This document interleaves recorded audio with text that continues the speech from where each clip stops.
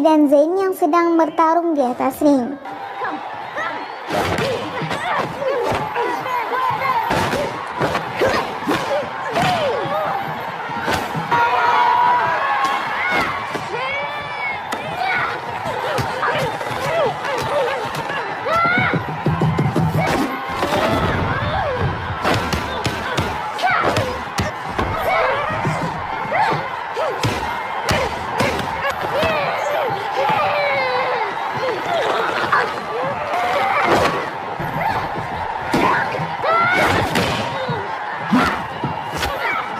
Hingga akhirnya Vi memenangkan pertarungan tersebut dengan sedikit kecurangan.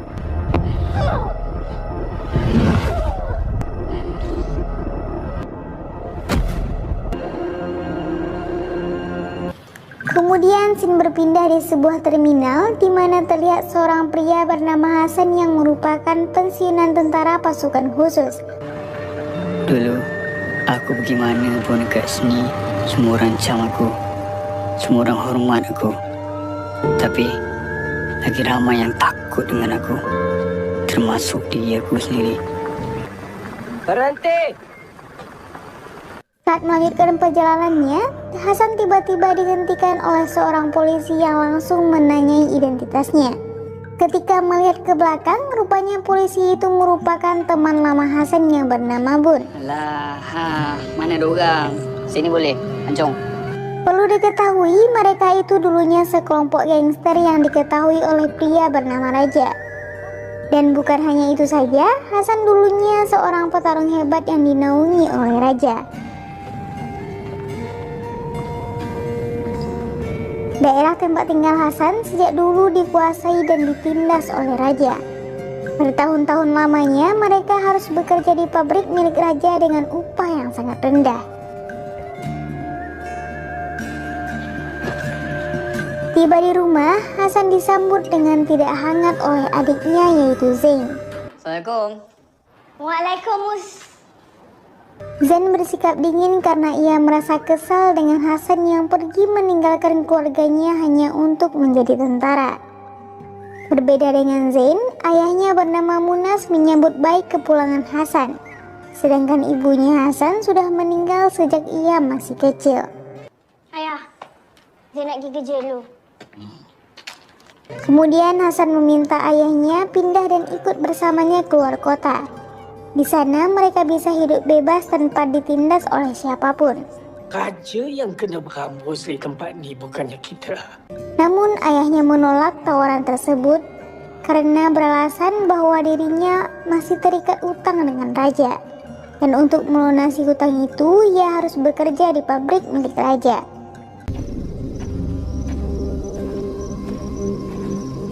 Tadi ada awet lawak je. Pada malam hari, Hasan berniat mendatangi Raja. Namun sesampainya di sana, ia terkejut karena mendapati Nazmi yang bekerja di tempat Raja. Patutnya kau ambil silap aku jadi teladan, bukan jadi bodoh. Hasan lalu memperingati Nazmi agar berhenti dari pekerjaannya dan jangan mengikuti kesalahannya dulu. Bukannya mendengarkan omongan Hasan, ia malah melecehkan adiknya dengan mengatakan Zain seorang pelacur. Jalan kau tu lagi bodoh kot. Adik aku jalan. Mendengar hal itu, Hasan pun balik membalas dengan mengungkit kakaknya yang mati karena overdosis. Betul lah. Innalillah.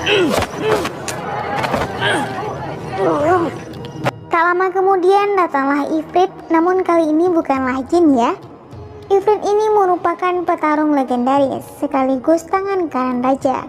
Tujuan Hasan bertemu dengan Raja hanya untuk bernegosiasi masalah hutang ayahnya kepada Raja.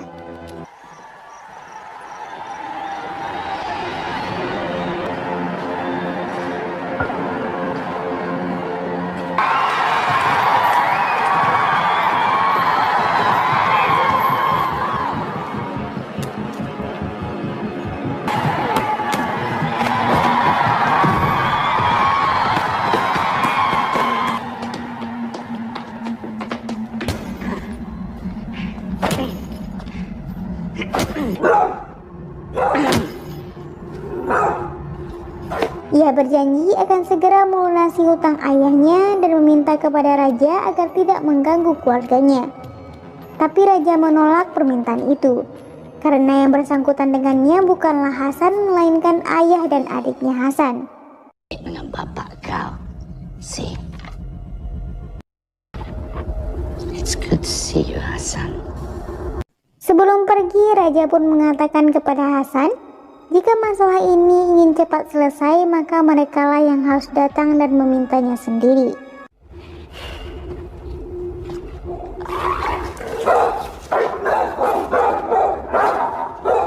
Saat akan pulang, Nazmi yang masih tidak terima dengan omongan Hasan langsung mengeroyokinya.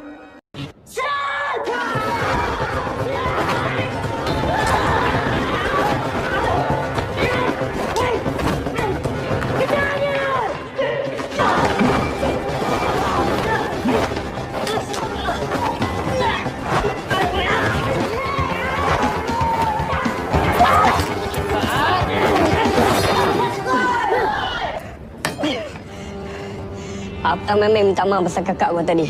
Sesampainya di rumah, Zain yang melihat Hasan terluka langsung mengobatinya. Setelah diobati, Hasan pelan-pelan meminta Zain agar ikut bersamanya dan bertemu dengan raja. Yang ada kat flat ni, dunia kat luar jauh lebih bagus lebih tepat ni. Esok aku pergi jumpa dia. Singkat cerita, mereka pun menemui raja. Di sana, Zain meminta kelonggaran waktu untuk bisa melunasi hutang tersebut. How to make it even. Bagus kat ni ya. Tanpa diduga, raja memberi tawaran kepada Zain. Jika ia mau memakan makanan anjing, Zain hanya diwajibkan membayar setengah dari total keseluruhan hutangnya.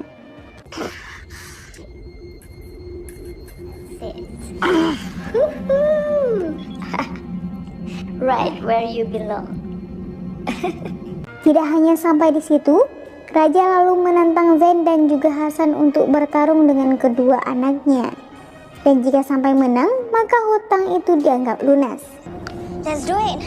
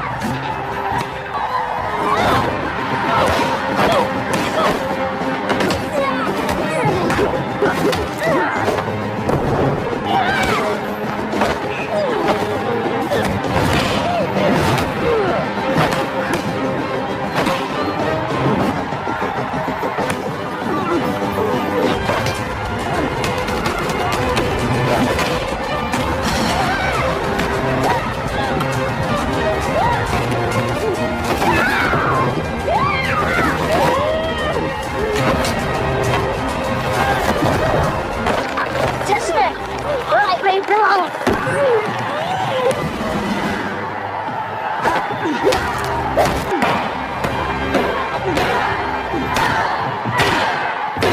Dengan cukup mudah, mereka berhasil menang dalam pertarungan tersebut.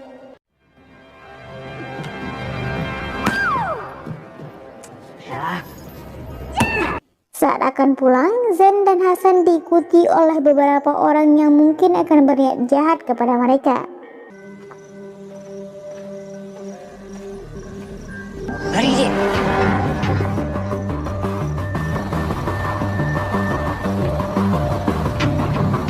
Ternyata di dalam bis, Vi dan anak buahnya sudah menunggu kedatangan Zain dan Hasan. Vi yang tidak terima dengan kekalahan tadi lalu mengeroyoknya.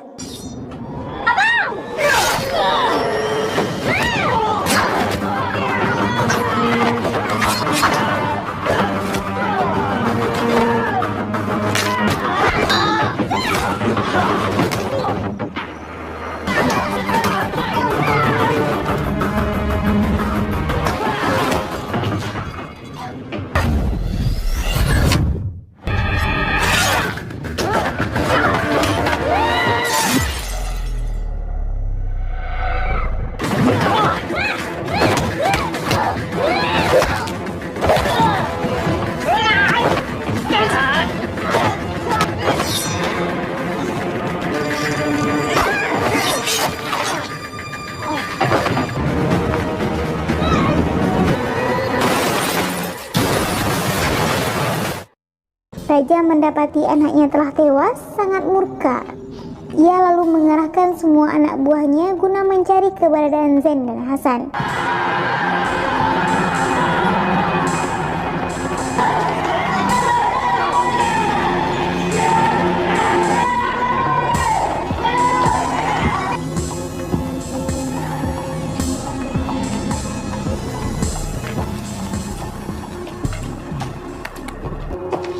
Halo, Manas. Waalaikumsalam.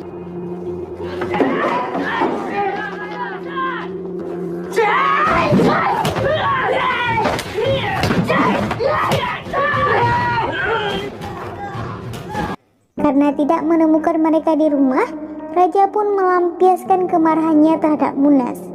Dengan sangat kejam, Raja membakar hidup-hidup orang yang tidak berdosa.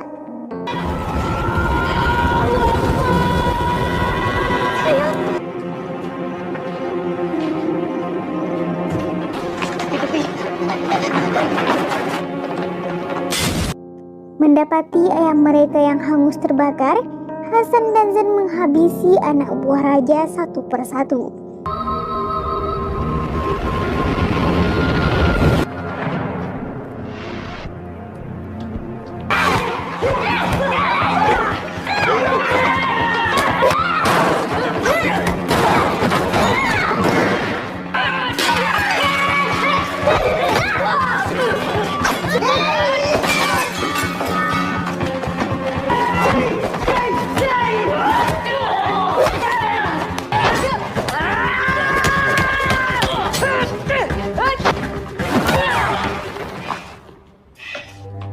Di tengah pertarungan itu, Zen memutuskan untuk mencari raja seorang diri.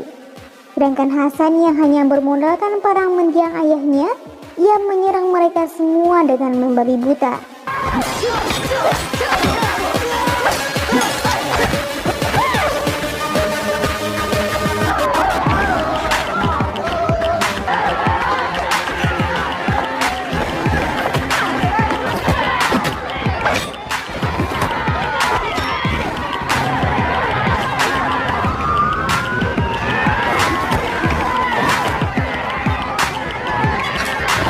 Di tengah keributan itu datanglah polisi yang melerai pertingkaian itu. Kemudian Hasan dibawa oleh polisi, karena sebelumnya Hasan telah membunuh anaknya raja. Bon rupanya sudah mengetahui apa yang terjadi. Bon lalu meminta Hasan untuk memukulnya agar Hasan bisa kabur dan menyusul adiknya ke tempat raja. Faham? Tunggu aku. Hah? Tunggu aku. Cepat.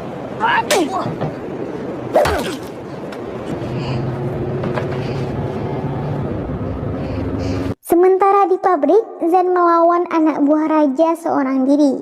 Tak berapa lama Hasan pun tiba di sana. Di saat mereka dikepung oleh semua anak buah raja, tiba-tiba seluruh anak buah raja mendapatkan telepon secara bersamaan dari keluarga mereka masing-masing. Yang mana keluarga mereka itu tidak sudi jika mereka harus terus-menerus membela raja mati-matian.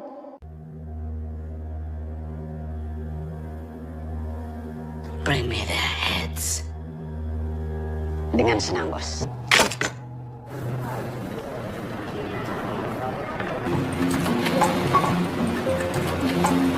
Setelah menyusuri ruang pabrik satu persatu, mereka akhirnya menemukan ruangan yang mereka cari. Di mana ruangan itu merupakan tempat pembuatan narkoba yang sebelumnya diberitahu oleh mendiang ayah mereka.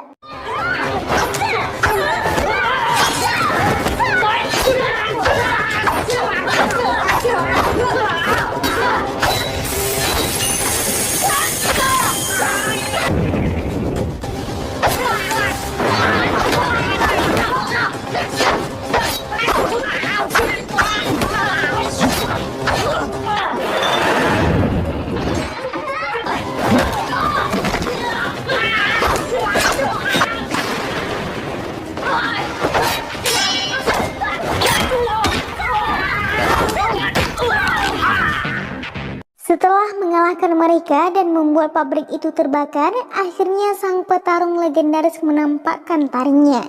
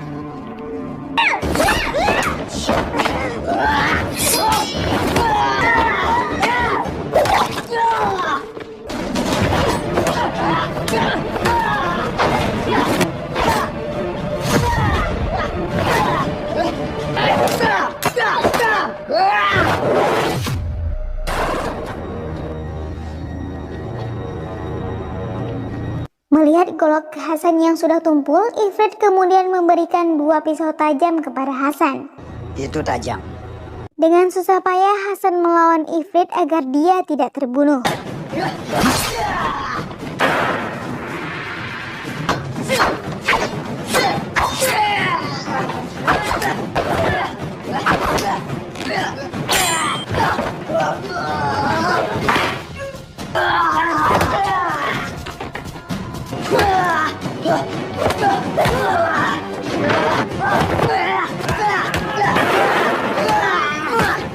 Akhirnya dari pertarungan itu dimenangkan oleh Hasan berkat bantuan Zen yang langsung menusukkan pisau ke Ifrit. Ditambah lagi dengan finishing tonjokan akhir Hasan yang tepat mengenai jakun Ifrit. Setelah mengalahkan Ifrit, mereka berdua langsung ke ruangan raja.